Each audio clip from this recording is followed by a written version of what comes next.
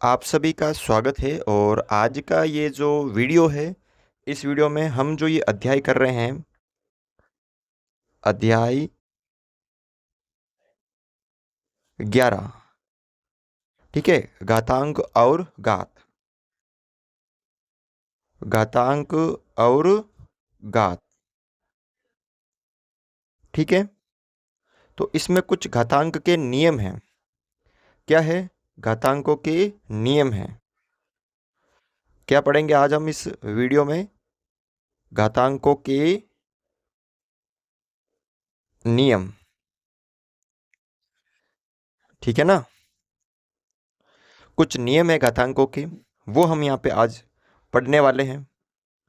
तो चैनल पे नए हो तो प्लीज़ चैनल को सब्सक्राइब ज़रूर करें। तो जो पहला नियम है कि कोई, जैसे आपने देखा होगा, ये 5 और इसकी घात जैसे 2 है, तो इसे हम आधार बोलते हैं और इसे हम घातांक बोलते हैं। घात का अंक, घातांक। ठीक है, ये घात है, ये आधार है, तो ये अंक कितना है इस घात का? 2 है। ये आधार हो गया, ठीक है ना? ये आधार, ये घात होगी इसकी कितनी? 2, तो घात का अंक हो गया 2। पहला नियम है, यदि किसी की घात 0 हो, ठीक है, मैं आपको कम लैंग्वेज में लिखा रहा हूँ, मतलब परिभाषा नहीं बता रहा हूँ, एक समझा रहा हूँ आपको। यदि घात क्या हो? शून्य हो, यानी 0 हो। कोई भी है, अगर उसकी घात 0 है ना, जैसे उदाहरण 5 की घात 0 है, तो उसका मान हमेशा क्या होता है? 1 होता है। 2 की घात 5, 2 की घात जैसे 0 है, तो उसकी घात 0 है, तो इसका मान भी क्या होगा? 1 होगा। यानी कहने का मतलब, ये आधार हो गया और इसकी घात अगर 0 है, तो इस पूरे जो घातांक का मान होगा वो होगा 1।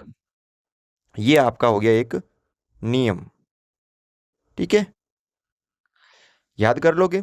यदि घात शून्य हो तो पूरा का जो मान है वो 1 होता है। दूसरा नियम, दूसरा नियम, घात की घात हो, घात की घात हो। अगर घात है और उसकी वापस घात हो, कैसे? देखो, ये आधार हो गया। अब मैं डायरेक्ट सूत्र लिखवा रहा हूं। आधार हो गया, ये घात है, मान लीजिए इसकी m है, ठीक है, और एक वापस इसकी जो घात है वो n हो गई। घात की घात होगी ना, ये देखो, ये घात है और इसकी वापस घात। तो करना क्या आपको? ये आधार वापस वही लिखना है और ये जो घाते हैं ना, इन दोनों को गुणा कर देना है, ऐसे। अगर घात की घात हो तो उनको क्या कर देना? वापस गुणा कर देना है। देखो, उदाहरण से समझते हैं। अगर 2 की घात 3 है और इसकी वापस घात 2 दे दी, घात की घात, तो 2 की घात 3 दूनी 6, ये हो गया इसका।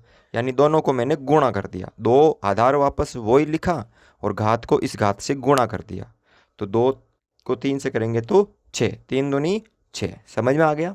चलो, ये दूसरा नियम हो गया। तीसरा नियम मैं आपको बता देता हूं।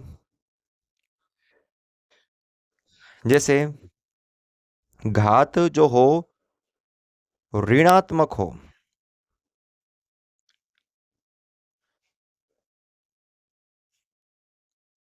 क्या हो? ऋणात्मक हो।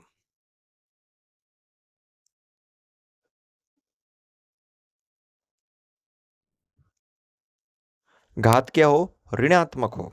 तो जो घात है वो कैसी हो? ऋणात्मक, यानी माइनस की हो। तो इसका मतलब देखो, जैसे मैं सूत्र लिखाता हूँ। अगर कोई ये आधार है और इसकी घात जो है माइनस में है, तो ध्यान रखना, माइनस को पहले प्लस में बदलना पड़ेगा। तो कैसे? इसका हर कुछ नहीं है, तो हर मैंने मान लिया, इसका मान लीजिए 1। तो जैसे ही माइनस को प्लस में बदलेंगे तो हर आ जाएगा ऊपर और अंश आ जाएगा नीचे। तो ये घात हो जाएगी इसकी माइनस से प्लस। कुछ नियम है, याद कर लेना आप इनको। ठीक है, जैसे मैं आपको उदाहरण से समझाता हूँ। 2 की घात माइनस की 3 हो। अब ये घात माइनस में है, तो पहले इसको प्लस में बदलना ही पड़ेगा, नहीं तो आप इसको सरल नहीं कर सकते हो। तो इसका हर मैंने मान लिया 1। तो 1 चला गया ऊपर और 2 की घात 3 आ गई नीचे और माइनस से हो गई प्लस। अब इसको आप सरल कर सकते हो। ठीक है, चलो ये भी आपको समझ में आ गया होगा। ठीक है, यदि देखो आधार समान हो, आधार समान हो तथा किसके अंदर हो, गुणा में हो, आधार समान हो और गुणा में हो, तो जैसे मैं आपको सूत्र लिखाता हूं, जैसे ये आधार है, इसकी घात m है, ये आधार है, इसकी घात n है, या मैं 2 ले रहा हूं, 3 भी ले सकते हैं। तो आपको करना क्या है, आधार देखो सबके बराबर है तो आधार वापस वो ही लिखना है और जो घातें होती है ना उनको प्लस करना है। ये तो ये आपका एक सूत्र बन गया, नियम बन गया ना, कि आधार अगर बराबर हो और घातें चाहे अलग हो चाहे बराबर हो, आपको आधार देखना। अगर आधार बराबर है, दोनों गुणा के अंदर है, तो घातों को अपन जोड़ देते हैं। जैसे 2 की घात 3, 2 की घात 5।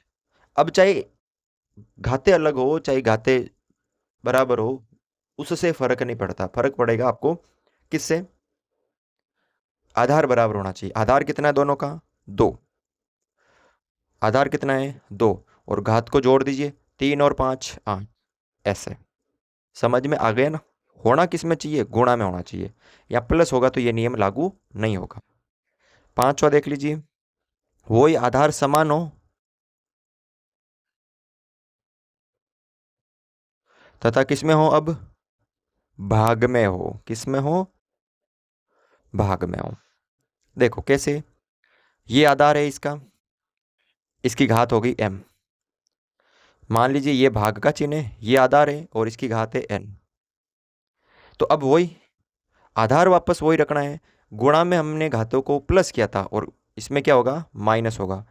अब माइनस कैसे होगा, यह m ज़्यादा है इसलिए हमने n को भेजा।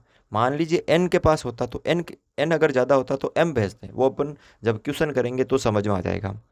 आपको तो बस ये नियम याद रखना है कि जब घाते जो आधार है उनका वो अगर भाग में और बराबर हो तो घाते अपन क्या करते हैं, हमेशा माइनस करते हैं। ये नियम हो गया। उदाहरण से समझते हैं, 5 की घात 4 भाग में है 5 की घात 1। अब मुझे बताइए, दोनों आधार बराबर हैं, दोनों भाग में हैं, तो आधार वापस वही लिखना है और 4 में से 1 जाएगा तो 3। समझ में आ गया ना, 4 में से 1 माइनस कर रहे हैं। तो ऐसे कितने नियम हो गए, 5 नियम हो गए। मान लीजिए एक और, जैसे अब मैं डायरेक्ट करवा रहा हूँ एक क्वेश्चन से। मान लीजिए जैसे ये a इंटू बी और इन दोनों की घातें दे रखी कोष्टक के अंदर, तो इसका मतलब इसकी घात भी m है, a की घात भी m है और b की घात भी m है। समझ में आ गया ना। अगर कोई कोष्टक में है, उस पूरे कोष्टक की घात है, तो वो जितने भी अंदर होंगे उन सब की घात होगी। 7वां देख लीजिए, मान लीजिए आधार इसका अलग है, ये 3 है, सबकी घातें हैं वो बराबर है। घातें देखो यहाँ पे बराबर है, क्या है, घातें सबकी बराबर है। तो करना क्या है, आधार को सबको गुणा कर देना है। ये देखो मैं सिर्फ गुणा वाला बता रहा हूँ, और उस घात को वापस लिख देना जो घात बराबर है। ऐसे समझ में आ गया। ठीक है, एक नियम और देख लीजिए, अगर a की घात m है और b की घात m है, देखो दोनों आधार अलग अलग है लेकिन घातें बराबर है, तो इसको आप ऐसे भी लिख सकते हो a बटा b और इन दोनों की घात m। इसका उल्टा भी हो सकता है, इसका सीधा भी हो सकता है। ठीक है, कुछ ये नियम था, आपको समझ में आ गया होगा। ठीक है ना, आशा करता हूँ कि ये वीडियो आपको अच्छा लगा है। अगर वीडियो आपको अच्छा लगा है तो प्लीज़ वीडियो को लाइक, चैनल पर नए हो तो चैनल को सब्सक्राइब ज़रूर करें। जय हिंद, जय भारत।